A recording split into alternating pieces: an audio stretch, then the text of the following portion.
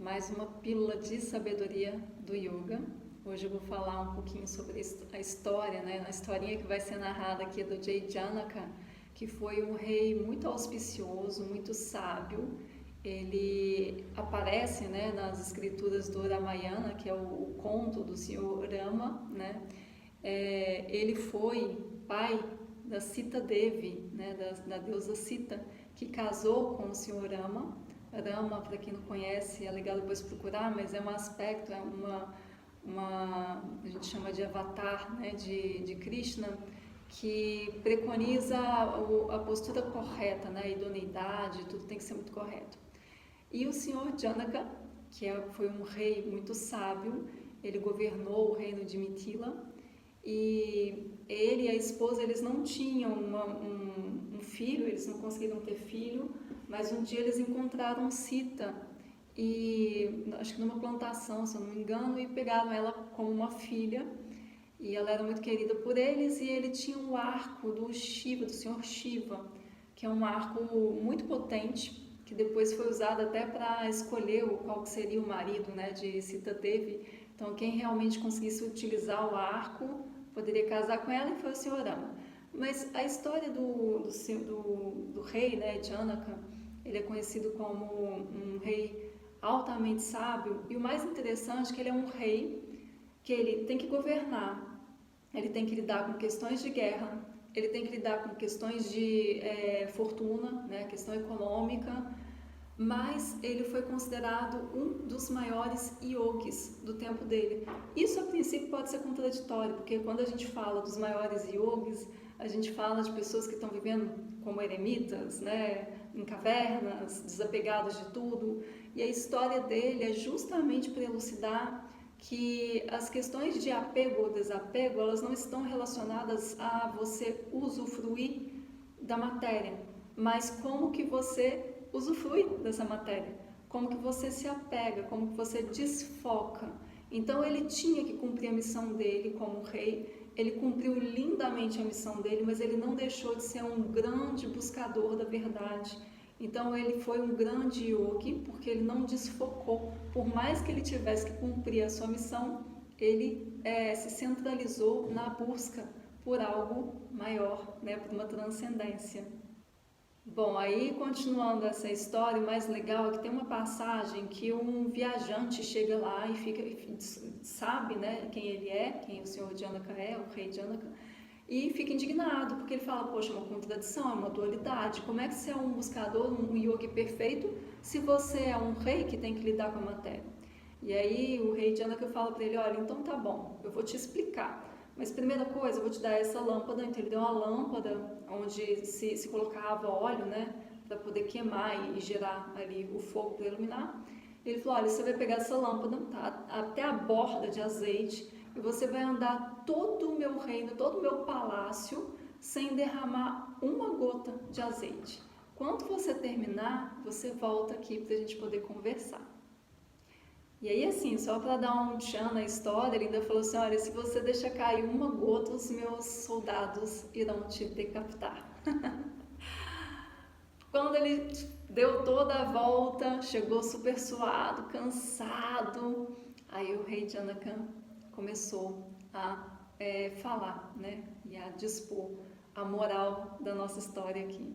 Ele perguntou, bom, você andou tudo, né? Com a lâmpada na mão. A lâmpada estava cheia e estava acesa. Você viu que maravilhoso que são as minhas estátuas? Você viu a beleza das flores, dos meus jardins? Você viu a riqueza? E aí o viajante falou, não, eu não tive condição de ver nada, porque eu só via a luz, né? Eu só via a chama da lâmpada. E aí a gente vai buscar a moral da história dentro dos conceitos do yoga, né? Dharana, a concentração. Quando eu estou muito concentrado, as coisas que acontecem ao meu redor não me chamam tanto a atenção, então eu não desvio o meu olhar. Né? A gente está ali no tapetinho fazendo asanas, respiração, depois a gente faz o processo que eu chamo de processo de início meditativo. Aquilo ainda não é uma meditação, mas a gente está buscando, dentro dos vritis, né, dentro das flutuações da nossa mente, tentar acessar para a gente poder ter um foco único. Outra coisa que essa historinha traz para a gente são os tapas, austeridades, ou seja, sem sacrifício não há caminho a percorrer. Então, quem está a fim de evoluir em qualquer área da vida tem que dar o seu quinhão, ou seja, tem que sacrificar, tem que perder, entre aspas, tempo, dedicação com aquilo, porque senão vai ser em vão, você não vai chegar a lugar nenhum e você vai ficar insatisfeito e achar que o processo é errado, é falho, não existe. Ela basicamente remove pra gente a grande desculpinha que a gente dá o tempo todo.